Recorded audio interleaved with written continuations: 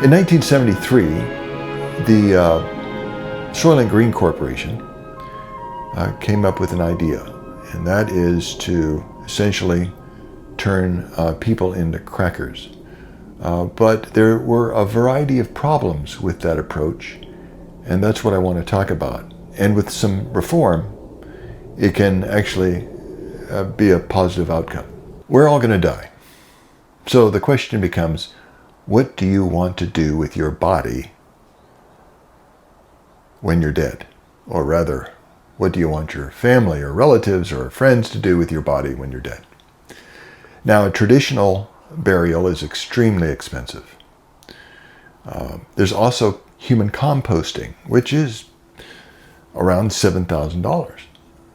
Now, there is also cremation, though, and that is significantly less. But the cremation adds to global warming and the carbon footprint, as does traditional burial. And arguably so does human composting, because even though human composting ends up with, dirt at the end, there's a lot of things that go into it. It's kind of like all the water that's used to create a hamburger to feed the cattle. But is there an alternative? Is there a greener and more tasteful approach to body disposal? And I think there is. And in 1973, the Soylent Green Corporation introduced that concept in the form of crackers. I'm Dr. Z, and I'm going to talk about that and how it can be reformed and be a greener alternative compared to burial and cremation, as well as composting. In 1973, the Soylent Green Corporation came up with an idea, and that is to essentially turn people into crackers. But there were a variety of problems with that approach, and that's what I want to talk about. And with some reform, it can actually be a positive outcome. Now, we start out with that Saul goes to the death clinic, and he signs a form, a consent form, and he insists that this is going to be 20 minutes. And your favorite color? Orange, I guess. Music? Classical. Light classical. Oh, I'm sure you'll enjoy it. Sign here, please, Mr. Roth. A full 20 minutes. Oh, certainly. Guaranteed. But as we find out that he did not get his 20 minutes. I timed it. He got like 8 minutes at the most, from beginning to end. So he got deprived about 12 minutes of music and scenery. But nevertheless, the thing is that he signed that consent form, and we did not get to see that consent form. And consent is very important. It's your permission to them about what you want done with your body. When people donate organs, that's with your consent. When people donate their bodies to medical science as cadavers or whatever, that's with consent. But what we want is informed consent. Not just merely, yeah, that's okay, but I want to know the good, the bad, the risks, the benefits, etc. That's informed consent. Well, Saul did not get informed consent, and in my view.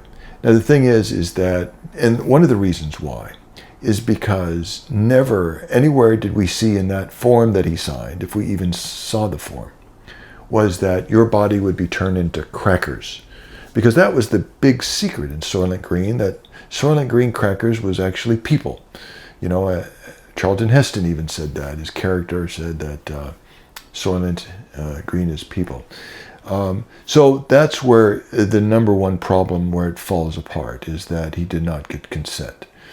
And so what can be done to remedy that is that if a new corporation were to come along, new corporations, because we want competition, is to come across that, here's an option to the traditional, an alternative option to the traditional burial, cremation, composting idea, and that is crackers. Now, so that consent form would make it clear in large font, bold, that your body will be turned into crackers. Now, of course, it's going to be up to the corporation itself to what type of crackers. I don't think that you probably have actual control over the type of crackers or the flavor, whether it had spice in it or not, or ranch, or whatever. I think that would probably be crossing the boundaries there, because there's something in it for you. Obviously, what's in it for you or your estate is that a significantly reduced cost. And in fact, because they're turning you into crackers, there should be no cost for this option. It's kind of like with recycling, and this is a form of recycling actually, is that, you pay for monthly recycling for that bin that the trash man picks up. And in that bin is aluminum cans. Now, those aluminum cans you can get money for. So you're paying for recycling fees for something that somebody else is making money out of. Now, that's a bit strange. So the same thing would apply here, is that it would not seem fair that you would have to pay to have your dead body converted into crackers, since the corporation is going to be getting something from it. So that should be a no-cost situation. That would be an additional incentive. And because we have a warming planet and we have diminished resources and food supply issues, is that we want a win-win situation, feed the population, do something about greenhouse gases, as well as significantly reducing the cost of death care or the end-of-life decisions in that regard. So there's a way that we could certainly reform that consent, number one. Number two is that we would want to have some type of regulation. Now, even composting of bodies has regulation and law authorizing it. You cannot compost your relatives or anyone else, for that matter, in your yard. So it can't be in anybody else's backyard either. So there's certain places that you would need to be able to put the compost or the remains, which is usually about 3 cubic yards of dirt and mulch. That's a whole other story.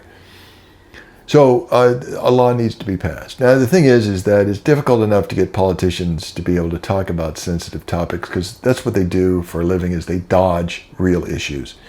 And so getting them to talk about end-of-life matters, good luck with that. But nevertheless, if we're able to do that, then we need to be able to pass certain laws regulating the matter. Because the thing is one of the laws that the Soylent Green Corporation was violating was the Pure Food and Drug Act. That was passed in 1906 and has been amended several times since. It's a labeling issue. Nowhere on that Soylent Green cracker box does it say human remains. It's false advertising, it's false marketing, and you really don't know what you're getting. It's essentially human parts. It's kind of like with hot dogs, I guess. The chicken parts, or who knows? It's probably, perhaps, this possibility is that aside from crackers, I guess you could make people into hot dogs, but crackers are, I think, a lot better. It just the shelf life is longer, and you don't have to refrigerate them like you do with hot dogs.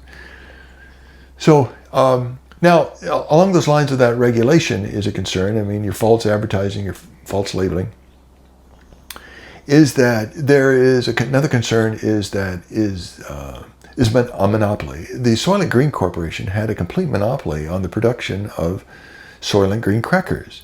And monopolies are the opposite of competition, because with competition you can reduce cost and to the consumer and increase access and quality. So that's important. Moreover is that because of this necessity of oversight, we never see a death certificate being transferred. After Saul dies, he's then placed into a garbage truck and then put on a conveyor belt ultimately, and then made into crackers. But we don't see any death certificate, no oversight in that regard, and that's a problem. And that's something that can be reformed as well. For example, is that if you had a body disposal situation like we saw in Soylent Green, is that once Saul passed away, there needs to be somebody that steps in from a regulatory authority to certify the death, to issue a death certificate for the relatives, etc. So that was missing, and that's a crucial point, because in any type of oversight, you need that outside body, entity, and that is that to be able to provide oversight that there's been no foul play, there's no need for an investigation, so to speak. And the same thing can be said is that along the lines of this oversight and this monopoly concern is that you should have the ability to have like cottage, the cottage food industry. And what that means is that you yourself can create certain food products under state law, they're called cottage food laws, and in that category, to be able to sell your product. Now, there's always this concern of other people's food. You go to a picnic, and you never know how that food was prepared. That's usually what wipes out the church crowd on a Sunday, is that potato salad that was left out in the sun with all that mayonnaise. But the thing is that you've got other people's food, OPF, that's always a problem. But what about other people's bodies? And can you use these cottage food industry laws to be able to manufacture crackers, human crackers, out of your house? That, of course, could be a concern too. That was something certainly that would have to be regulated. And you'd have to have some type of death certificate. Perhaps the way I think it might play out is that, the person dies, they get sent to the morgue, or the county medical examiner. The person is then certified as dead. A death certificate is issued. Any investigation that needs to be done is done. And then if everything is clear, then the body is released, and the relative can go out and pick up the body and then make the relative into crackers. This is a possibility as well. Now, the thing is, too, is that I could see perhaps state governments, local governments always want to be able to reduce costs and go with the lowest bid, and you end up getting crap. So the thing is that perhaps they could end up selling bodies, because let's say that a person does not want to, use their own relative, and maybe they want to use somebody else's relative, So maybe they can trade bodies, but that has to be brokered through the actual medical examiner, I think, because you got to be very careful about trading of bodies in private deals, because you want that oversight. But in the end, I think that Soylent Green was a good start. It's necessary. There are necessary reforms that can be implemented, and it could, at an end result, help reduce greenhouse gases, increase the food supply because of our dwindling resources and the fact of global climate change is occurring, to make it more palatable, a kind of a tasteful option. And so by reducing greenhouse gases, we might be able to live perhaps maybe days more in our society before everything goes extinct. Well, I hope this has helped. I'm Dr. Z, and this has been Humor in Darkness.